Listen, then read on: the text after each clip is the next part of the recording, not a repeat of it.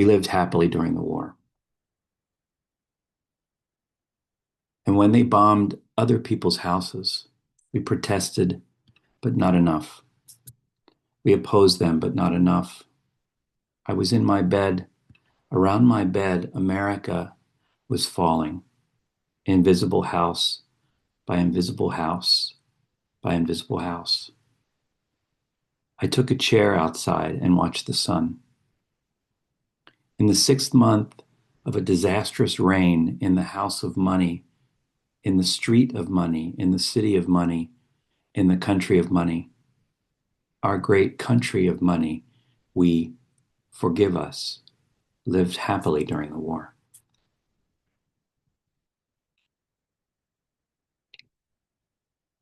You're taking a comfortable seat.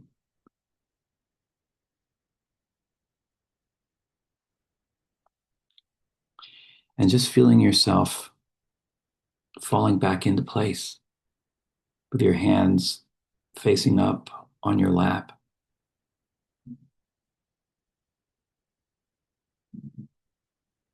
Feeling your feet flat on the floor if you're in a chair, or your sits bones against the cushion.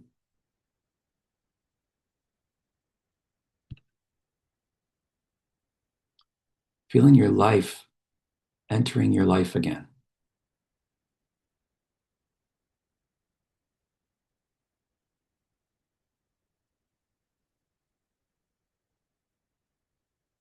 Understanding that you're here.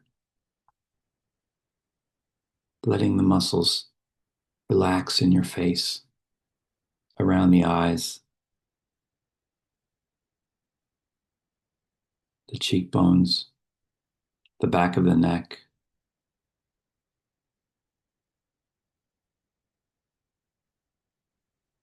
Slowly feeling your awareness reach this point between your eyebrows at the center of your forehead.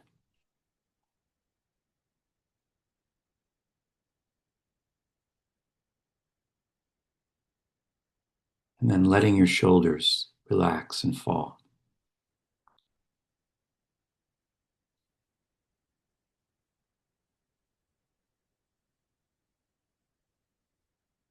Straightening the back, like I say, ever so slightly, just by a millimeter, the slightest bit. And lengthening the neck.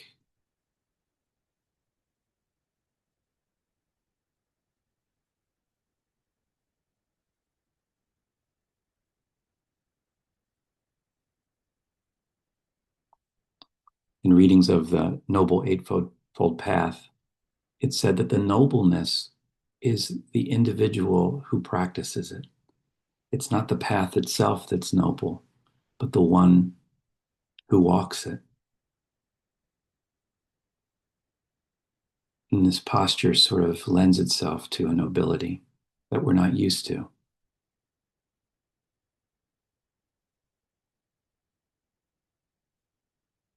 And then you feel this conduit widening between the heart and the head. And they become one mind called chitta.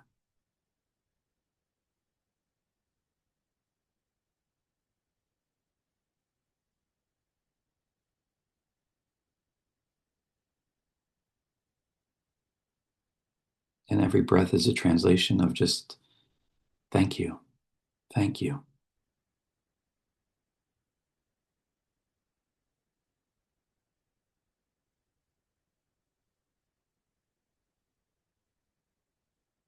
You feel the belly soften.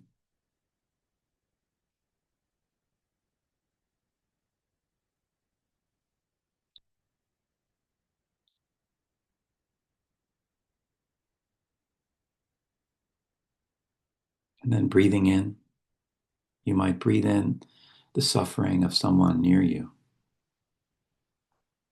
Maybe someone whose life you can't touch anymore.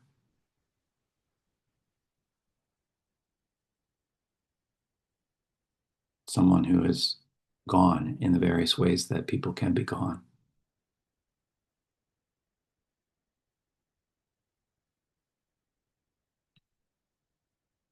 breathing in to the count of 4.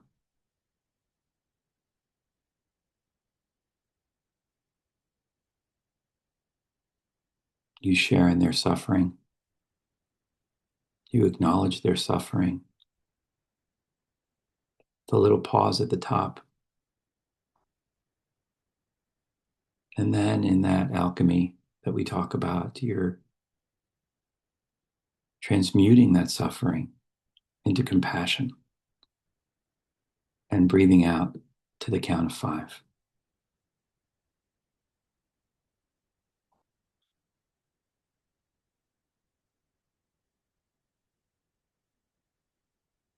And trying that again, breathing into the count of 4 with a pause, and then feeling that fire in the forge of the heart, transmuting it into gold, into compassion, breathing out to the count of 5.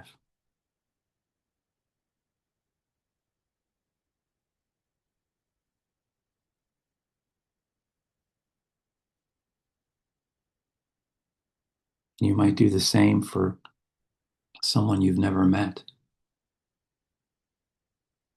for a collective of people who are suffering right now. Whether at home or abroad, just breathing into the count of 4.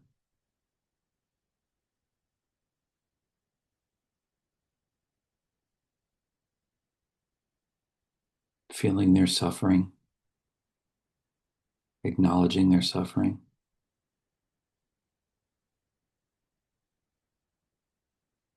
And then out to the count of 5. Turning it into gold, into compassion that you can share with those you are in contact with.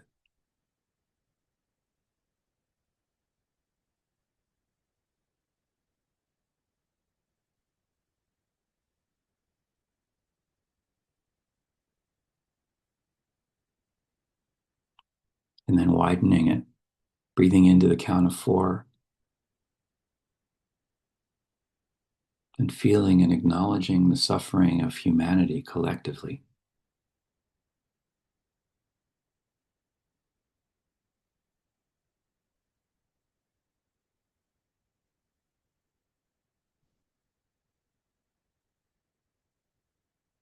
Breathing out to 5, turning it into gold.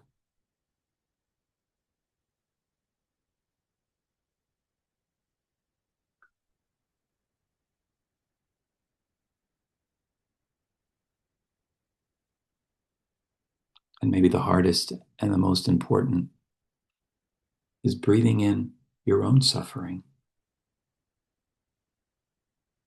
your worry and overwhelm,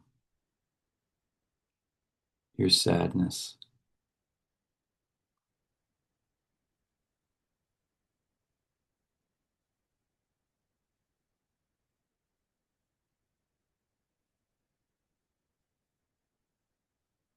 and then breathing out compassion for yourself.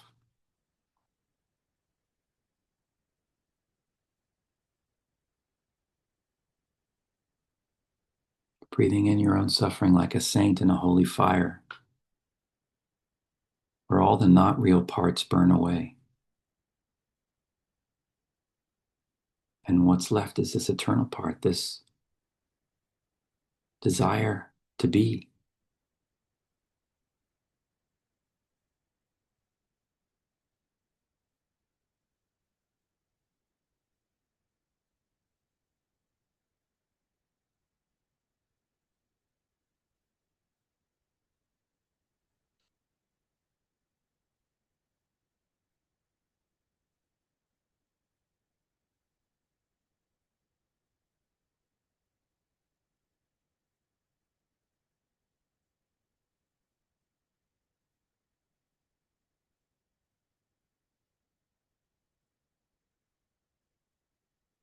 We lived happily during the war, by Ilya Kaminsky. And when they bombed other people's houses, we protested, but not enough. We opposed them, but not enough. I was in my bed, Around my bed, America was falling, invisible house by invisible house by invisible house. I took a chair outside and watched the sun. In the 6th month of a disastrous reign in the house of money, in the street of money, in the city of money, in the country of money, our great country of money, we, forgive us, lived happily during the war. This is a poem that so many of you, I'm sure, are familiar with. It came to popularity 3 times. He first wrote it, published it, I should say, in 2013 in Poetry Magazine. And it was just before the first Russian attack on Crimea in 2014. And so there was this wave of acknowledgement of the wisdom of this poem. And then again in 2019, when Def Republic was published during the first Trump administration, it was widely read and talked about. And then again in February of 2022, when Russia invaded Ukraine. It's very rare that a poem has more than one life, but this one has had 3. And I know why. It's because this poem has a universality of meaning that lends itself to one of those eternal poems, like Stopping by Woods on a Snowy Evening. The question is here, how does it relate to our discussion of right view? I was brought back to a memory that I had from the years that I lived in the Czech Republic. I wrote an essay called The Happiness Taboo for Agni back in 1997. And it was inspired by something that my friend Svatava Taikmanova had said to me about the years of normalization in the Czech Republic. Normalization was the Czech version of Make America Great Again. In a way, it was make Czechoslovakia normal again. We're going back to the old ways after the crazy 1960s and its Prague Spring and all of the openness of the Czech New Wave in film, all of the outspokenness and the turning toward a new kind of socialism. In the 1970s, all of that just backtracked by 40 years and became a totalitarian state. So this normalization period was, of course, a difficult time for artists. And if you ask someone back then, Svatava told me, how they were doing, if they said, I'm doing great, then that person was immediately suspicious. So there was really a taboo against expressing happiness or real delight or contentment. And you really saw a rise in alcoholism during those years, because if you were delighted and dancing and happy and singing and smiling, you could always blame it on the booze talking. When I was in Rome last fall, I think I've never been happier in my life. And at the same time, I'm watching at home the rise of an increasingly totalitarian regime. And I was happy to have the distance from the toxic leadership, happy to have the distance from the mounting news that I was reading. And I felt terrible guilt over that, because we are living our normalization years. This is normalization. But what I came to understand after meditating on this is that I was experiencing what Tara Brach calls the second arrow. I would rather give up my peace to feel the trance of guilt and to feel the trance of rage. And I've begun to think true happiness, not the kind of happiness that Ilya is describing in his poem, but true happiness is the best activism, that kindness and softness and clarity can really affect change. Because in Ilya's poem, we're not talking about true happiness, we're talking about ignorance. Ignorance is one of the 3 poisons in Buddhism. Wanting, craving is one of the poisons. Hating or aversion is another. And ignoring is the third. So when we talk about ignorance, we're talking about ignoring the fact. So for Ilya, he's showing us the not way. It's a poem that, so like so many others, describes the not way toward understanding, toward right view, toward a perception of what's real. In this poem, the end of ignorance is the beginning of attention. We lived happily during the war. And when they bombed other people's houses, we protested, but not enough. We opposed them, but not enough. I was in my bed.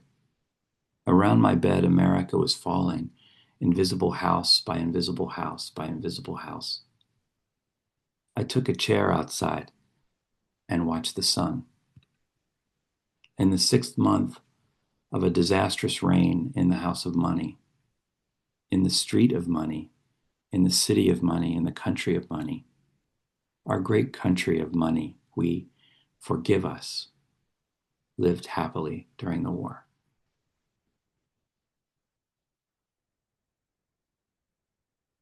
So going back into that, comfortable pose of reception and attentiveness.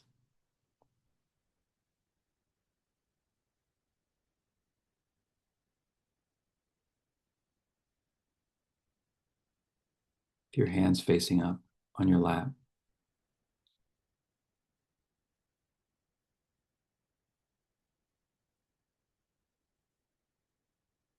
The end of ignorance is the beginning of attention.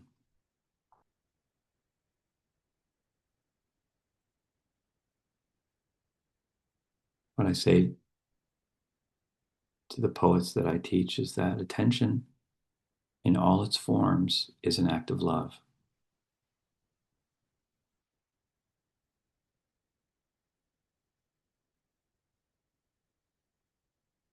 Attention is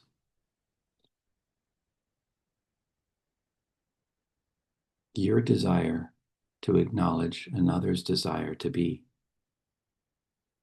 whether they express that through fear or defendedness or even violence.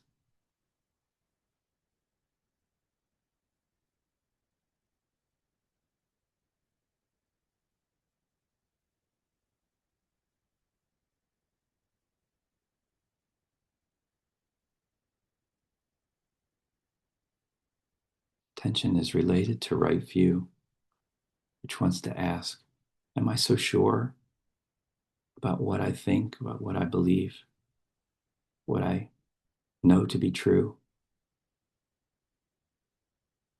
Does it feel real, but is not true?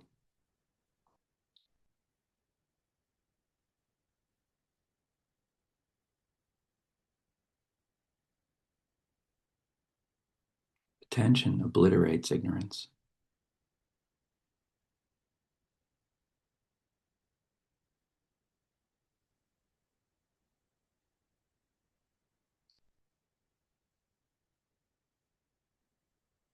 Here's bell hooks.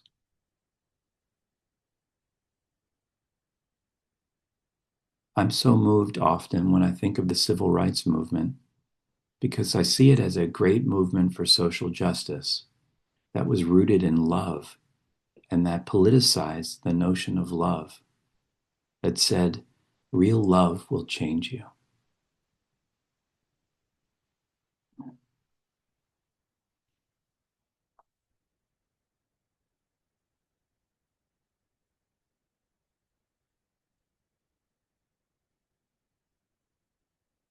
Attention is an act of love.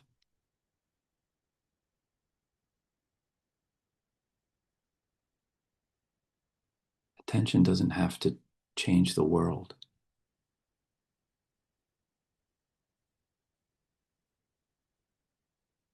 A friend of mine has this passage from the Talmud under her signature. Don't be daunted by the enormity of the world's grief. Do justly now. Love mercy now. Walk humbly now. You're not obligated to complete the work, but neither are you free to abandon it. It seems to speak directly to Ilya's poem. You're not obligated to complete the work, but neither are you free to abandon it.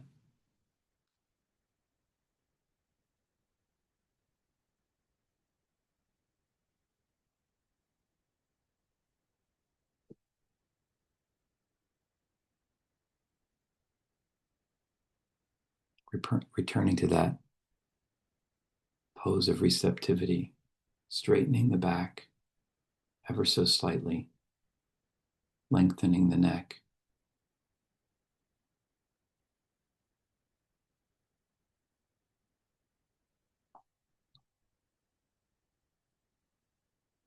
Softening the shoulders.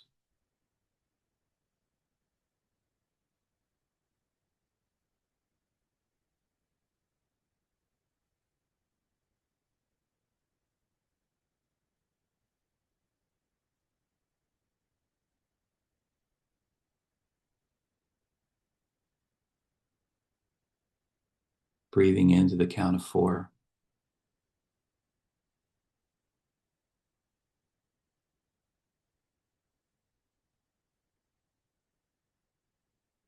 And out to the count of 5.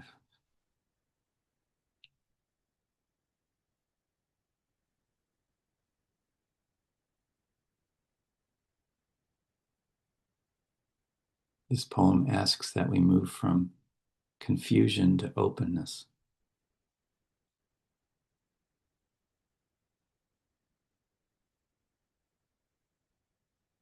We're confused about what matters. It uses all of this biblical language to make contact with what we know is true. In the 6th month of a disastrous reign in the house of money and the street of money, the repetition and the placement and mythical time and space. It wants to reorient us from confusion to awareness.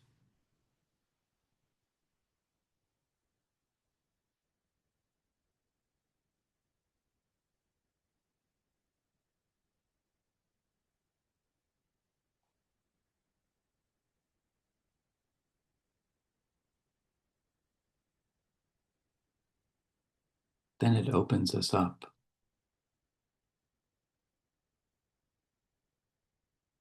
Am I so sure? Has to open us up. Right view has to open us up.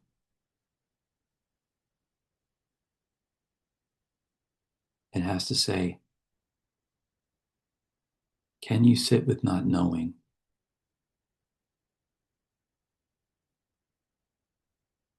Can you let go of your firm position? Can you open your heart and your mind as an act of activism?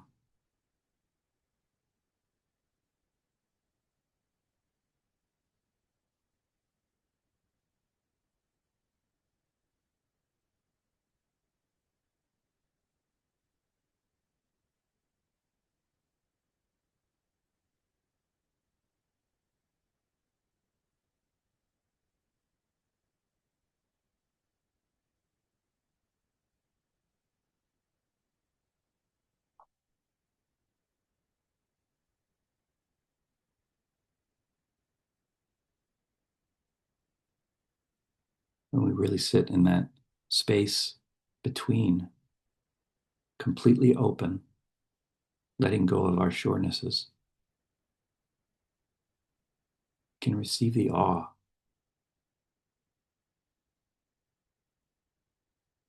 Just that we're here living a precious human life is enough to inspire awe.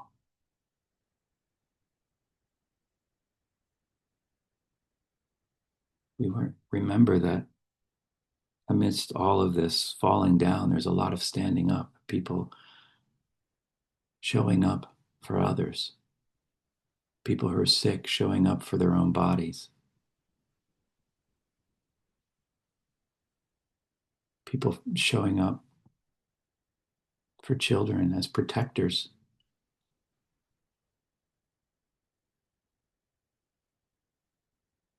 We're acculturated not to see those things, but in that open state, suddenly our eyes become clear.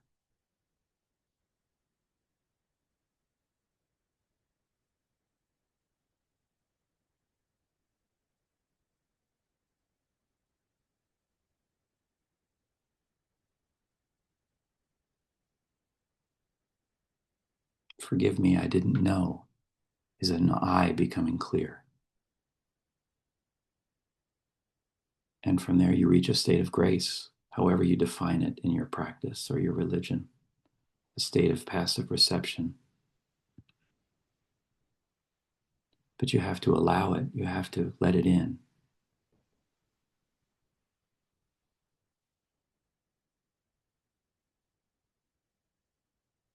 That's attention.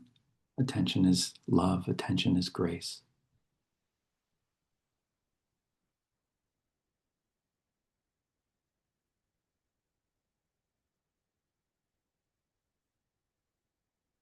And I really believe that's what we're doing right now.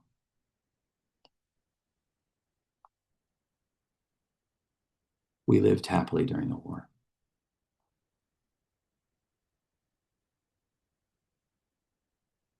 And when they bombed other people's houses, we protested, but not enough.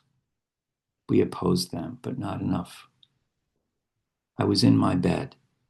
Around my bed, America was falling.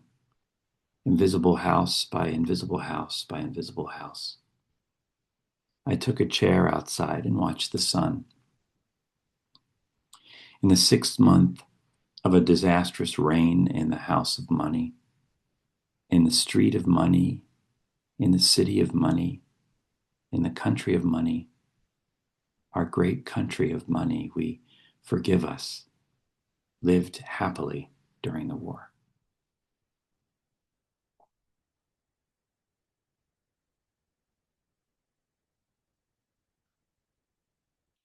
Thank you, everyone.